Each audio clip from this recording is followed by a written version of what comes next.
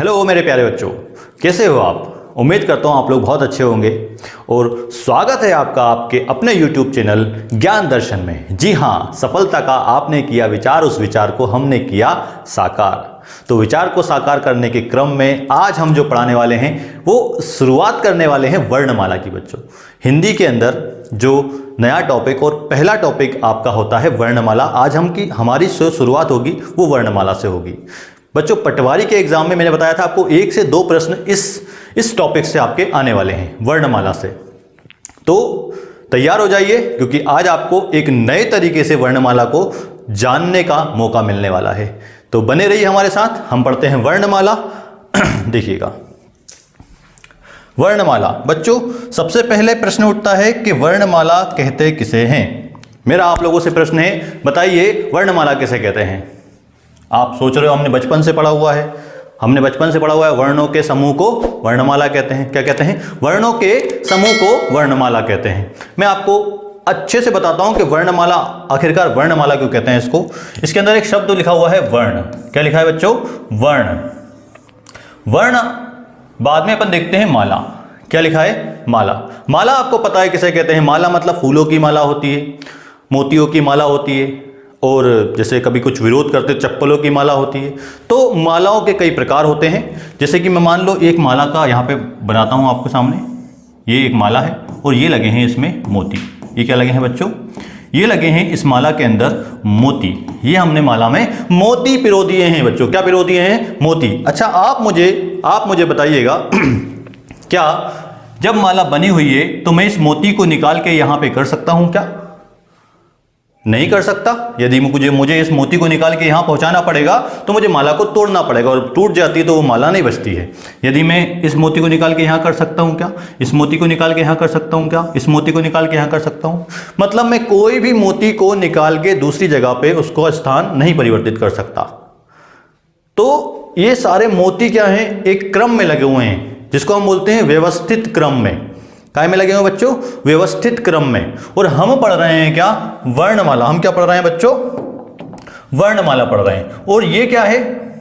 वर्णमाला पढ़ रहे हैं। हम क्या पढ़ रहे हैं? वर्णमाला। किसकी माला है ये? वर्णों की माला है। तो हम किसको? वर्णों के व्यवस्थित क्रम को, किसको? वर्णों के व्यवस्थित क्रम को वर्णमाला कहते हैं। किसे कहेंगे वर्णमाला? वर्णों के व्यवस्थित क्रम को या वर्णों के व्यवस्थित समूह को वर्णमाला कहते हैं। तो उम्मीद करता हूं आपको वर्णमाला की जो परिभाषा हमने इससे पहले पढ़ी थी वो क्लियर हो गई होगी। जो वर्णों की परिभाषा हमने पढ़ी हुई है वो आपको क्लियर हो चुकी होगी बच्चों। देखिएगा, आगे बढ़ते हैं। अब मैंने बताया आपको वर्णमाला, वर्णों के व्यवस्थित क्रम को हम क्या कहते हैं? वर्णमाला कहते हैं। वर्णों के व्यवस्थित क्रम को वर्णमाला कहते हैं। अब प्रश्न उठता है कि वर्णमाला के अंदर वर्ण है। सबसे पहले क्या है? अब वर्ण है। तो वर्ण किसे कहते हैं?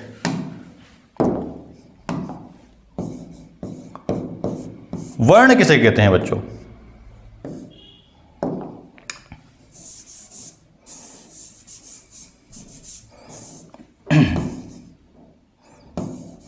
हाँ बच्चों, बताइएगा आप, वर्ण किसे कहते हैं? वर्ण पे आते हैं हम। वर्ण किसे कहते हैं? पूछा जाता है प्रश्न, बताइए वर्ण किसे कहते हैं। तो मैं आपको बता देता हूं वर्ण किसे कहते हैं। वर्ण कहते हैं, आपको पता होगा, वर्ण से पहले ध्वनि। वर्ण से पहले क्या होती है बच्चों? ध्वनि। वर्ण से पहले होती है ध्वनि, और ध्वनि से भी पहले होती है वायु। ध्वनि से भी पहले क्या होती है? वायु। अब देखिएगा, जैसे मान लीजिए मैं एक चित्र बनाता हूं। ये देखिए,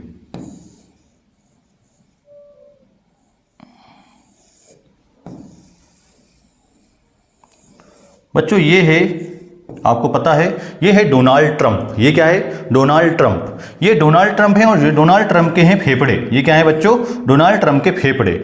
जब वायु कहां जाती है? अंदर जाती है। वायु कहां जाती है? हम कौन सी? ऑक्सीजन। ऑक्सीजन लेते हैं, और ऑक्सीजन आती है फेफड़ों तक, और ऑक्सीजन से आती है बाहर CO2, मतलब कार्बन डाइऑक्साइड।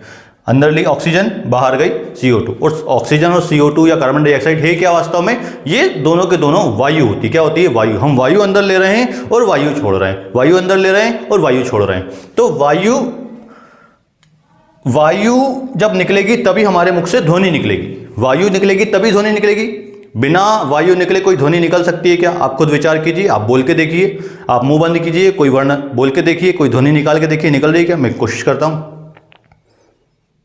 नहीं निकल रही। इसका मतलब ये हुआ जब तक मेरे मुंह से वायु निकलेगी तभी मेरे मुंह से ध्वनि निकलेगी। जिस दिन ये वायु निकलना बंद हो जाएगी उस दिन सब कुछ बंद हो जाएगा। तो वायु का खेल है बच्चों। काय का खेल है? वायु का। मुख से वायु निकलेगी तो ही ध्वनि निकलेगी। क्या निकलेगी? तो ही ध्वनि निकलेगी। और ध्वनि मान लीजिए, ध्वनि जैसे मेरे मुख से निकल रही है, मैंने बोला क, मैंने क्या बोला? मान लीजिए मैंने बोला क, क्या बोला? क। अब मुख से क निकला और मैंने उसको इस तरह का एक चिन्ह बना दिया। क्या बना दिया? चिन्ह बना दिया। तो मुख से ध्वनि निकली और ध्वनि का मैंने बना दिया चिन्ह, ध्वनि का बना दिया चिन्ह। तो ध्वनि के चिन्हों को ही तो क्या कह रहे हैं हम? वर्ण कहते हैं। ध्वनि के चिन्हों को या ध्वनि के संकेतों को ही क्या कहते हैं? वर्ण। मेरे मुंह से निकला च, तो इस प्रकार का कुछ संरचना बना दी, तो ये क्या हो गया आपका? चिन्ह।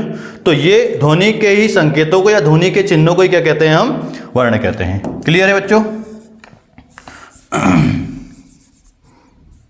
देखिएगा, आगे बढ़ते हैं हम। वायु मतलब वायु निकलेगी तो ध्वनि निकलेगी, और ध्वनि के चिन्हों को कहेंगे हम वर्ण।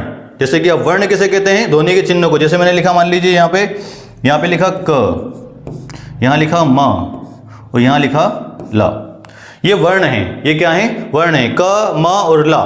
तो ध्वनि के चिन्हों को हम वर्ण कह रहे हैं, ध्वनि के चिन्हों को हम वर्ण कह रहे हैं। अब देखते हैं वर्णों से मिलके क्या बनता है। बिल्कुल सही कहा आपने, वर्णों से मिलके क्या बनता है? शब्द बनता है। वर्णों से मिलके क्या बनता है? शब्द बनता है। वर्णों से मिलके शब्द बनता है, पक्का? हमने पढ़ा है वर्णों के समूह को शब्द कहते हैं, वर्णों के समूह को शब्द कहते हैं। देखिएगा, ये वर्ण है, ये वर्ण है, ये तीनों वर्ण हैं। इन वर्णों को मिला देता हूं मैं, ये मिला दिए। तो ये तीनों वर्ण हैं, इनको मिला के मैं एक शब्द लिखता हूं। यहां लिखता हूं मकल। क्या लिख दिया मैंने? मकल। अब मुझे आप बताइए, क्या ये मकल शब्द है या नहीं है? सुना है इससे पहले कोई मकल? इसका कोई अर्थ है क्या? नहीं है। लेकिन हाँ, मैं फिर से जोड़ता हूं क, म और ला को, और यहां लिखता हूं मैं कमल। अब आपको पता है कि ये जो शब्द है ये कमल लिखा हुआ है। ये क्या लिखा हुआ है बच्चों? कमल लिखा हुआ है। और कमल का अर्थ भी निकलता है, कमल का अर्थ भी निकलता है। इसका मतलब ये हुआ कि शब्द किसे कहेंगे? वर्णों के समूह को तो कहेंगे, लेकिन वर्णों के किस समूह को? सार्थक समूह। किस समूह को? सार्थक होना चाहिए बच्चों। क्या होना चाहिए? उसका अर्थ होना चाहिए। वर्णों के सार्थक समूह को शब्द कहते हैं। वर्णों के सार्थक समूह को शब्द कहते हैं। अच्छा, एक और प्रश्न उठता है कि वर्ण और अक्षर, क्या बच्चों?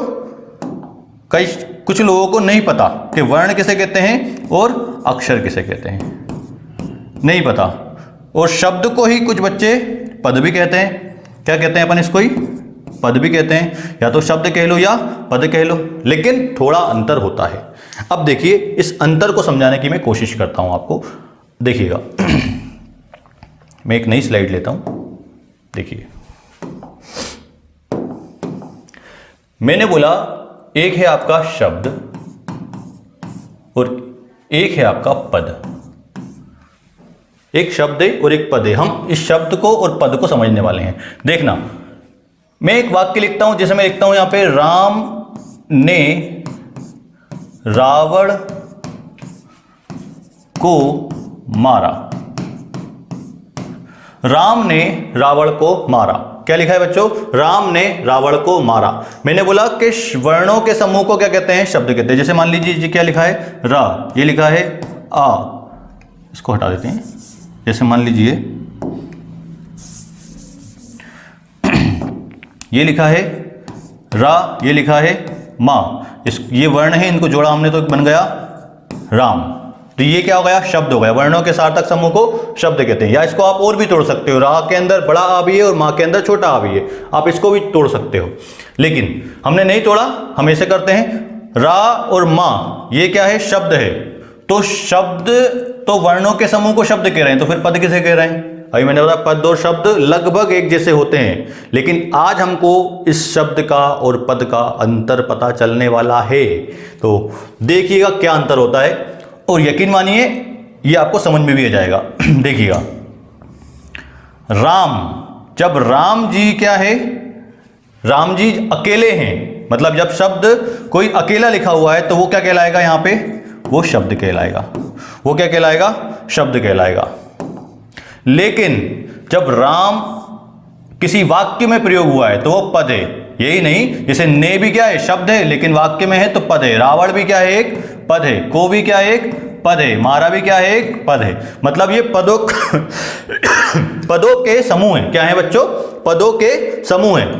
लेकिन राम शब्द अकेला लिखा है या रावण शब्द अकेला लिखा है, रावण शब्द अकेला लिखा है, तो ये सब क्या है? आपके शब्द हैं। लेकिन यहां पे शब्द को यदि हम वाक्य में प्रयोग कर लेते हैं तो वो बन जाता है पद। वो बन जाता है क्या? पद। ये शब्द और पद में अंतर हो गया। अब देखिएगा, एक और लेता हूं मैं। अभी हमने शब्द और पद क्लियर कर दिया। अब देखना, मैं बता रहा हूं आपको वर्ण और अक्षर में अंतर। वर्ण और अक्षर में अंतर। अब देखिए, वर्ण और अक्षर, मैंने बोला कि वर्ण, जैसे कि ये क्या लिखा है? क, ये क्या लिखा है? म, ये क्या लिखा है? ला। ये वर्ण है, ये वर्ण है। ये कंफर्म है कि ये क्या है? ये वर्ण है। मैं इनको जोड़ देता हूं, ये बन गया कमल, जो कि क्या है? एक शब्द है। ये वर्ण है और ये वर्णों से मिलके क्या बन गया? शब्द है। ये क क्या है? एक वर्ण है। ये क्या है? एक वर्ण है। ये क्या है? एक वर्ण है। इसमें कोई दो राय नहीं है। ये क्या है? दोनों, तीनों के तीनों एक वर्ण है। और यहां पे जो क लिखा है, क्या लिखा है? यहां पे जो क लिखा है, यहां पे जो मा लिखा है, यहां पे जो ला लिखा है, ये भी तो वर्ण हो सकते हैं ना? लेकिन नहीं, यही तो क्या है? यही तो अक्षर है। यही क्या है? ये अक्षर है। ये अक्षर है। तो मतलब ये हुआ, जब क, म और ल अलग अलग लिखे हुए हैं, जब क, म और ल अलग अलग लिखे हुए हैं तो ये वर्ण हैं। लेकिन जब हमने इनको वाक्य में, शब्दों में पिरो दिया या शब्दों में बांध दिया या शब्दों में प्रयोग कर दिया तो ये क्या बन जाते हैं? अक्षर बन जाते हैं। तो इस यहां पे ये क क्या है? अक्षर है, लेकिन यहां पे ये क वर्ण है। यहां पे ये मा अक्षर है, लेकिन यहां पे ये मा वर्ण है। यहां पे ये ला अक्षर है, लेकिन यहां पे ये ला वर्ण है।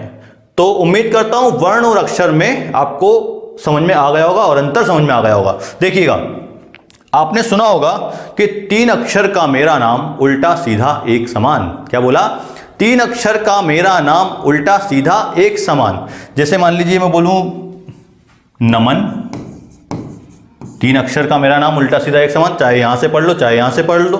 क्या है? नमन। जैसे मैं लिख दूं जलज, जलज, ये भी क्या है? 3 अक्षर का मेरा नाम उल्टा सीधा एक समान। आप भी कमेंट बॉक्स में बताइएगा 3 अक्षर के और कौन कौन से नाम होते हैं जो उल्टे सीधे एक समान होते हैं। लेकिन अब देखिएगा, आपको ये पता होना चाहिए कि जो पहली पूछी गई है वो क्या पूछा गया है। वो आपसे पूछा गया है कि 3 अक्षर का मेरा नाम उल्टा सीधा एक समान। 3 अक्षर मतलब ये 1, ये 2, ये 3। और उसको पता था, जिसने ये पहेली बनाई है वो हिंदी का ज्ञाता था, कि उसने अक्षर ही बोला। वो चाहता तो बोल सकता था कि 3 वर्णों का मेरा नाम, क्या बोलता? 3 वर्णों का मेरा नाम उल्टा सीधा एक समान। क्योंकि उस व्यक्ति को पता था कि अगर आप जब भी उत्तर बताओगे तो वो एक शब्द लिखोगे। वो क्या लिखोगे? एक शब्द लिखोगे। और शब्द के अंदर हमेशा अक्षर होता है। क्या होता है? अक्षर होता है। जब अगर ये अलग अलग हो जाएगा तो वो वर्ण है, लेकिन जब शब्द के अंदर रहेगा तो वो अक्षर रहेगा। आया ना समझ में? तो ये था वर्ण और अक्षर में अंतर। उम्मीद करता हूं ये आपको समझ में आ गया होगा। पीछे चलते हैं हम, देखिएगा। क्लियर है ये? आगे बढ़ते हैं। वायु, ध्वनि, वर्ण, अक्षर क्लियर है। शब्द, पद क्लियर है। और वर्णों से मिलके या वर्णों के सार्थक समूह को हम कहते हैं शब्द, और वर्णों के सार्थक समूह को शब्द कहते हैं। और पद मैंने आपको बता दिया है। आगे बढ़ते हैं और देखिएगा, शब्द या पद से मिलकर बनता है पदबंध। क्या बनता है? पदबंध। आज हम इसको पूरी तरह से नहीं पढ़ेंगे कि पदबंध किसे कहते हैं, लेकिन हां आज मैं इस कड़ी को पूरा कर दूंगा कि आखिरी तक हम क्या क्या क्या आता है ना। देखिएगा, पदबंध किसे कहते हैं? पदबंध। पदबंध जैसे कि हमको समझ में आ रहा है, पद में बंधा हुआ। क्या समझ में आ रहा है? पद में बंधा हुआ। देखिए, ये देखिएगा, मैंने लिखा राम ने रावण को मारा। राम ने रावण को मारा। फिर से हमने लिख दिया राम ने रावण को मारा। अगर मैं बोलूं कि दशरथ पुत्र राम, दशरथ पुत्र राम ने रावण को मारा, या मैं बोल दूं कौशल्यानंदन राम ने रावण को मारा, या मैं बोलूं सीतापति राम ने रावण को मारा, या मैं बोलूं लक्ष्मण भ्रातृ राम ने रावण को मारा, तो ये देखिए कुछ भी बोल लूं उसका अर्थ क्या निकलेगा? राम निकलेगा। क्या निकलेगा? राम निकलेगा। कुछ भी बोल लूं, दशरथ पुत्र राम ने रावण को मारा तो भी राम नहीं मारा, कौशल्यानंदन राम ने रावण को मारा तो भी राम नहीं मारा, सीतापति राम ने रावण को मारा तो भी राम ने मारा, या बोल दूं मैं लक्ष्मण भ्रातृ राम ने रावण को मारा, कुछ भी बोल लूं उसका अर्थ क्या निकलेगा? राम ही निकलेगा। तो मारा किसने है? राम ने। एक ही व्यक्ति का नाम आ रहा है या एक ही भगवान का नाम आ रहा है, वो है राम। तो ये है पद, ये है पद और ये है पद, और पद पद से बंधी हुई संरचना ही क्या कहलाएगी? पदबंध कहलाती है। इसको हम कहते हैं संज्ञा पदबंध। क्या कहते हैं इसको हम? संज्ञा पदबंध। तो इस प्रकार से पदबंध होता है। वापस पीछे चलते हैं। अब देखिएगा, पदबंध क्लियर है? मैं इसको हटाता हूं थोड़ा सा।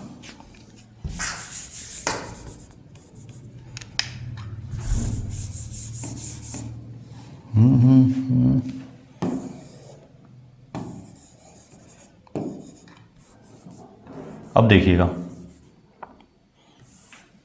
पदबंध। अब पदबंध से जो मिलके बनता है वो क्या बनता है बताइए? पदबंध से मिलके बनता है उपवाक्य। क्या बनता है बच्चों? उपवाक्य। पदबंध से मिलके बनता है उपवाक्य। अब उपवाक्य क्या होता है? अब उपवाक्य किसे कहते हैं? देखिएगा,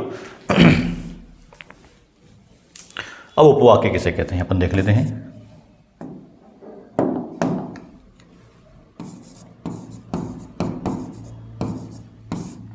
उपवाक्य किसे कहते हैं? उपवाक्य मतलब होता है जब वाक्य में आपको दो क्रियाएं, क्रिया पता है आपको? क्रिया किसे कहते हैं? जैसे बचपन में पढ़ा है, जहां पे हमको कार्य का होना करना पाया जाता है, होना पाया जाता है, वहां पे क्रिया होती है।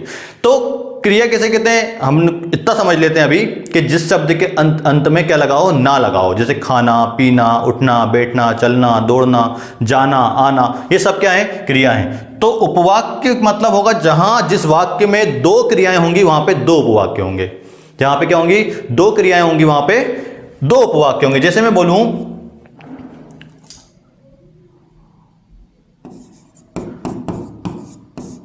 मोदी जी ने कहा कि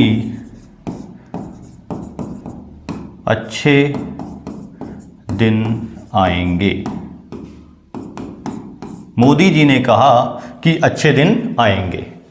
भाई दो वाक्य हैं, हमको नहीं पता अच्छे दिन आए या नहीं आए, ये आप खुद विचार कर सकते हैं। आप सोचिए, देखिए यहां पे हो गए दो उपवाक्य, एक हो गया मोदी जी का कहना, एक हो गया अच्छे दिन का आना। क्या हो गया? दो उपवाक्य हो गए। जैसे एक हो गया कहना, मतलब एक क्रिया हो गई कहना। क्या हो गई? एक क्रिया, एक क्रिया हो गई कहना, ये भी क्या है? क्रिया है। और एक हो गई आना। क्या हो गया? ये भी क्या है? क्रिया है। तो ये दो क्रियाएं हो गई। तो मोदी जी का कहना और अच्छे दिन का आना, ये दो क्रियाएं हो गई, मतलब इसमें दो उपवाक्य हैं। और लेकिन जरूरी नहीं है कि हर वाक्य में दो उपवाक्य हों। शब्दों के समूह को भी वाक्य कहते हैं। शब्दों से मिलकर भी पूरा वाक्य बनता है, जो अपना पूरा अर्थ प्रकट करता है, उसे भी हम क्या कहते हैं? वाक्य कहते हैं। देखिएगा, जैसे उपवाक्य से मिलके क्या बनेगा?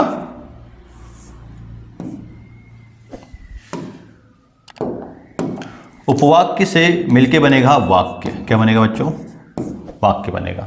और वाक्य तो आपको पता ही है, शब्दों के मतलब आप भाषा की सबसे बड़ी इकाई या पूर्ण इकाई को हम क्या कहते हैं? वाक्य कहते हैं। भाषा की सबसे बड़ी या पूर्ण इकाई को क्या कहते हैं? वाक्य कहते हैं। अब देखिए, ये आपके सामने इतनी सारी चीजें हैं, मैं इसको एक नए पेज पे बनाता हूं।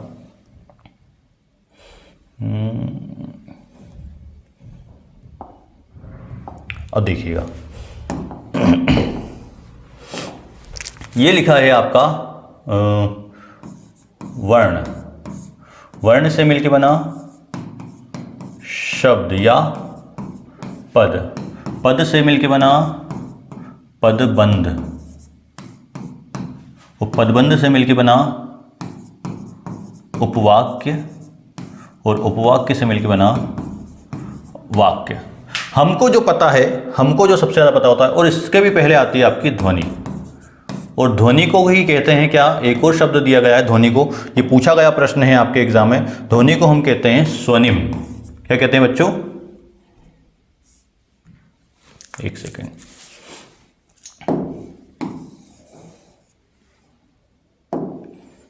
ध्वनि को कहते हैं स्वनिम। अरे यार, ये बोर्ड क्या है कि अपने लिए बिल्कुल नया है, तो अपन इसको चला नहीं पाते सही से। चलिए कोई बात नहीं, एक दिन सीख जाएंगे अपन भी। इसको कहते हैं स्वनिम। याद रखिएगा, ध्वनि को क्या कहते हैं? स्वनिम कहते हैं। ठीक है, अब आगे बढ़ते हैं। तो अच्छी चीज मैं बताने वाला हूं, आपको पता होगा जो सबसे ज्यादा अपन प्रयोग करते हैं जो इसमें इनमें से, वो होता है, एक होता है आपकी ध्वनि, एक होता है आपका वर्ण। मैं ऑप्शन दे रहा हूं आपको, एक होता है आपका शब्द और एक होता है आपका वाक्य। ध्वनि, वर्ण, शब्द और वाक्य, ये चार ऑप्शन लिखे हैं आपके सामने, क्योंकि मैं एक एक करके आपसे प्रश्न करने वाला हूं। देखिएगा,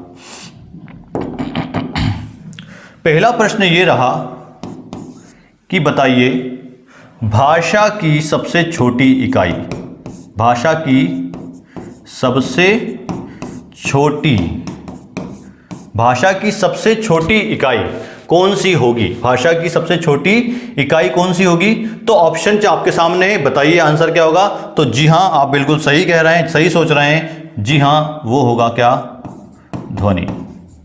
भाषा की सबसे छोटी इकाई ध्वनि होगी, बिल्कुल सही है। आगे बढ़ते हैं, एक और प्रश्न पूछता हूं आपसे मैं। भाषा की सबसे छोटी इकाई किस रूप में? मौखिक में। अब बताइए, भाषा की सबसे छोटी इकाई मौखिक रूप में कौन सी होगी?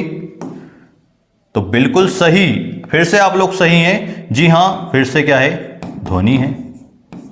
भाषा की सबसे छोटी इकाई मौखिक रूप में ध्वनि है, कोई दिक्कत नहीं, क्योंकि मुख से क्या निकलता है? सबसे पहले ध्वनि निकलती है। क्या निकलती है? ध्वनि निकलती है, और ध्वनि के संकेतों को वर्ण कहते हैं। ऑप्शन यही है। फिर से एक और प्रश्न आया,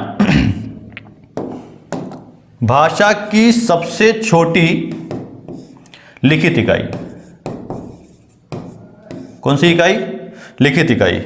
बिल्कुल सही सोच रहे हैं आप। जी हां, सबसे छोटी लिखित इकाई होगी वर्ण, क्योंकि ध्वनि को लिखते हैं या ध्वनि के संकेतों को लिखते हैं तो वो बन जाता है वर्ण। तो भाषा की सबसे छोटी लिखित इकाई वर्ण हो जाएगी। अगला एक और प्रश्न बच्चों, ये बहुत काम की चीज दे रहा हूं मैं आप लोगों को। चौथा प्रश्न है, भाषा की सबसे छोटी इकाई अर्थ के आधार पर, काय के आधार पर? अर्थ के आधार पर। बताइए, भाषा की सबसे छोटी इकाई अर्थ के आधार पर। अब सोचिए, ऑप्शन यही चारों हैं आपके सामने। भाषा की सबसे छोटी इकाई अर्थ के आधार पर कौन सी होनी चाहिए? तो देखिए, ध्वनि। अब मैं बोलूं ध्वनि का कोई अर्थ निकलता है क्या? नहीं निकलता। यदि मैं बात करूं वर्ण, तो वर्ण का जैसे मैं बोलूं क, क्या? क, क्या? क, प, च, इनका कोई अर्थ निकला क्या? नहीं निकला। लेकिन जैसे मैंने वर्ण बोला कमल, जैसे लिखा क्या अपन ने यहां पे? कमल। तो ये क्या है? एक शब्द है, और कमल का अर्थ होता है, कमल का फूल होता है। कमल एक राष्ट्रीय पार्टी है, उसका झंडा भी है, फ्लैग है। और कमल आपको पता ही है, जो सरस्वती जी इस पे विराजती हैं, कमल। ब्रह्मा जी जिस पे विराजते हैं कमल, तो कमल आपका इसका अर्थ निकलता है। तो कमल मतलब मान के चलिए भाषा की सबसे छोटी इकाई अर्थ के आधार पे क्या हो जाएगी आपकी? शब्द हो जाएगी। क्या हो जाएगी? शब्द हो जाएगी।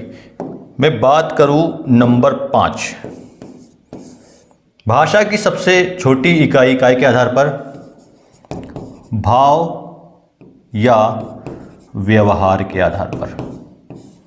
अब बताइएगा, भाषा की सबसे छोटी इकाई भाव या व्यवहार के आधार पर। अब मुझे बताइए कौन सी होगी? ध्वनि होगी क्या? ध्वनि का बोलने से आपके भाव प्रकट हो सकते हैं, या वर्ण के बोलने से क्या आपके भाव प्रकट हो सकते हैं? आपने वर्ण बोला, मान लीजिए जैसे एक सिचुएशन बताता हूं मैं आपको। दो दोस्त हैं, एक दोस्त का भी हाल ही में दिल टूटा है, बड़ा ही गम में, गमहीन है, वो गम में है और अपने भावों को प्रकट करना चाह रहा है आपके सामने। तो आप मुझे बताइए, यदि उसको अपने भाव प्रकट करने हैं तो आपसे आके क्या कहे कि आप उसके भाव को समझ जाएं। यदि मान लीजिए किसी लड़की के कारण अगर उसका दिल टूटा है, तो आपके सामने क्या आएगा? बोलेगा लड़की, तो आप समझ जाओगे क्या? हाँ अच्छा, उसका दिल टूटा है। नहीं, कैसे समझोगे? फिर आप समझोगे कैसे? जब वो पूरा वाक्य बताएगा, अरे यार मेरी कोई गलती नहीं है, वो मुझे छोड़ के चली गई, उसने धोखा दिया है। तो अब क्या हुआ? पूरा जब उसने वाक्य बोला तो आपको भाव समझ में आए ना सामने वाले के, मतलब कितना इमोशनल है बेचारा, कितना दुखी है। तो पूरा आपने वाक्य बोला, तब जाके क्या हुआ? ये भाव स्पष्ट हो पाया। यदि मैं बात करूं व्यवहार की, क्या बात करूं? व्यवहार की। जैसे मान लीजिए दो रिश्ते होते हैं या दो शादियां होती, दो परिवारों में शादी होती है, तो शादी से पहले क्या होता है? रिश्ता देखने जाते हैं। जैसे लड़के वाले जाते हैं लड़की के यहाँ, तो अब मान लीजिए उनका व्यवहार बनेगा, एक दूसरे से व्यवहार बनेगा। व्यवहार बनाने के लिए वो क्या करेंगे? वो उनके घर जाते से ही क्या बोलेंगे? लड़की, ये शब्द है, या फिर कोई वर्ण बोलेंगे क?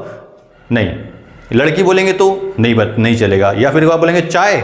नहीं। फिर क्या बोलना चाहिए उनको? ऐसा वो ऐसा पूरा वाक्य बोलेंगे क्या कि अच्छा आपकी लड़की क्या करती हैं, आइए आपका स्वागत है, आपकी लड़की हमारी लड़की जो है वो एक्टर है, वो आजकल जो रील्स बनती हैं उसमें एक्टिंग करती है हमारी लड़की।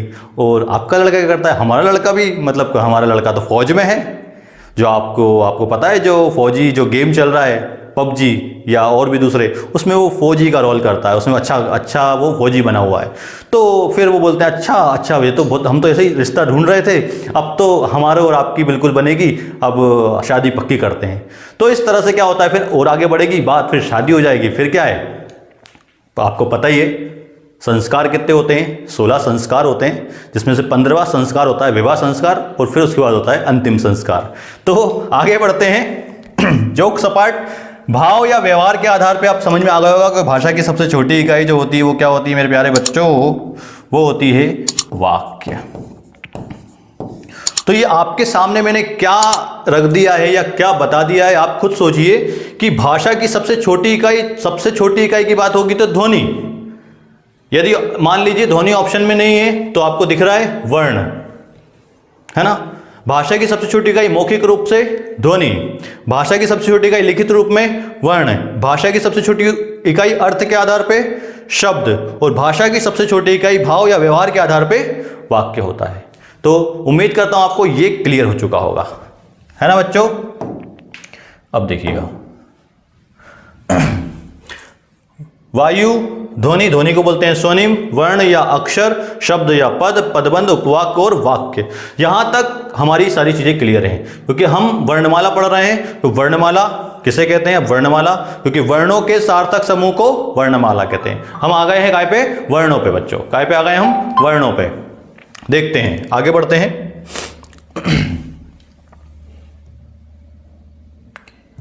अब देखिएगा, एक और पेज लेते हैं अपन। वर्णमाला में यदि मैं बात करूं, वर्ण कितने प्रकार के होते हैं? क्या वर्ण कितने प्रकार के होते हैं? तो एग्जाम में पूछा गया प्रश्न है। तो बच्चों, मेरे प्यारे बच्चों, वर्ण जो हैं वो 2 प्रकार के होते हैं। वर्ण कितने प्रकार के होते हैं? 2 प्रकार के होते हैं। आपको पता है, एक होते हैं स्वर और एक होते हैं व्यंजन। क्या होते हैं? एक होते हैं स्वर और एक होते हैं व्यंजन। ये आपको बहुत अच्छे से पता है, स्वर और व्यंजन। लेकिन मैं बात करूं, हम जो पढ़ने वाले हैं वर्णमाला, हम क्या पढ़ने वाले हैं? वर्णमाला। वर्णमाला को हम 3 भागों में बांटेंगे। कितने भागों में बांटेंगे बच्चों? 3 भागों में। देखिएगा, एक तो होता है क्या आपका स्वर, एक क्या होता है? स्वर। एक होते हैं व्यंजन, ये भी आपको पता है। एक क्या होते हैं? व्यंजन। और एक होते हैं अयोगवाह। एक क्या होते हैं? अयोगवाह। एक होते हैं स्वर, एक होते हैं व्यंजन, एक होते हैं अयोगवाह। अब स्वर किसे कहते हैं, व्यंजन किसे कहते हैं और अयोगवाह किसे कहते हैं, ये हम अभी जानने वाले हैं। तो हम शुरुआत करते हैं। हम सबसे पहले देख लेते हैं स्वर, और स्वर की शुरुआत करेंगे। मैं अभी थोड़ा थोड़ा बता देता हूं कि स्वर और व्यंजन किसे कहते हैं। जैसे आपको पता है कि स्वर किसे कहते हैं? वे वर्ण जो स्वतंत्रता पूर्वक निकल जाते हैं उन्हें स्वर कहते हैं, या जिनको बोलने के लिए हमें किसी प्रकार की कोई मेहनत की आवश्यकता नहीं होती, वो स्वर कहलाते हैं। और व्यंजन किसे कहते हैं? वे वर्ण जो स्वर की सहायता से बोले जाते हैं वे व्यंजन कहलाते हैं। वे वर्ण जो स्वर की सहायता से बोले जाते हैं वे व्यंजन कहलाते हैं। जैसे मैंने लिखा, जैसे स्वर कौन कौन से हैं आपको पता है? जैसे स्वर हैं आपके आ, ई,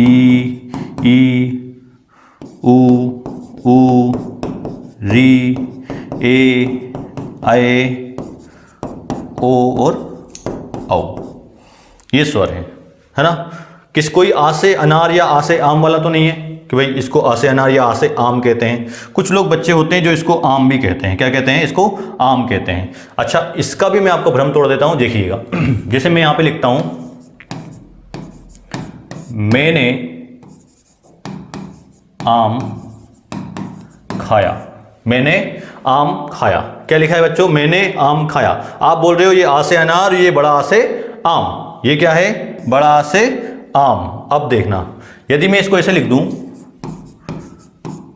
मैंने आ खाया। क्या लिखा है ये? मैंने आ खाया या मैंने आम खाया। अभी आपने कहा, आपने सोचा कि हम इसको आम कहते हैं, तो फिर यहां भी इसको आम पढ़ेंगे? ऐसा नहीं होता है। ये क्या है बच्चों? ये आ है और ये आ है, ये ई है और ये ई है, ये ऊ है और ये ऊ है, ये री है, ये ए है, ये आय है, ये ओ है और ये औ है। और ये स्वतंत्रता पूर्वक निकल जाते हैं, इसलिए इनको स्वर कहते हैं। व्यंजन की बात करते हैं, जो स्वरों की सहायता से बोले जाते हैं वो व्यंजन कहलाते हैं। जैसे मैंने बोला क, क्या? का। तो का बोलने के लिए हमको क्या करना है? व्यंजन। क के साथ आ आता है, जैसे क आखिरी में आ रहा है उच्चारण में। जैसे मैंने बोला च, तो चा में भी आ, पा में भी आ, टा में भी आ। मतलब ये सारे जो व्यंजन है इनमें स्वर आएगा ही आएगा, क्योंकि हम इसका उच्चारण बिना स्वर की सहायता से नहीं कर सकते। हाँ, लेकिन हम इसको लिख सकते हैं। कैसे?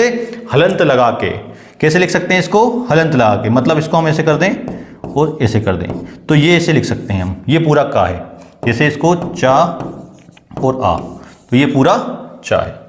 तो ये क्या हो गया? व्यंजन, और ये हो गए आपके स्वर।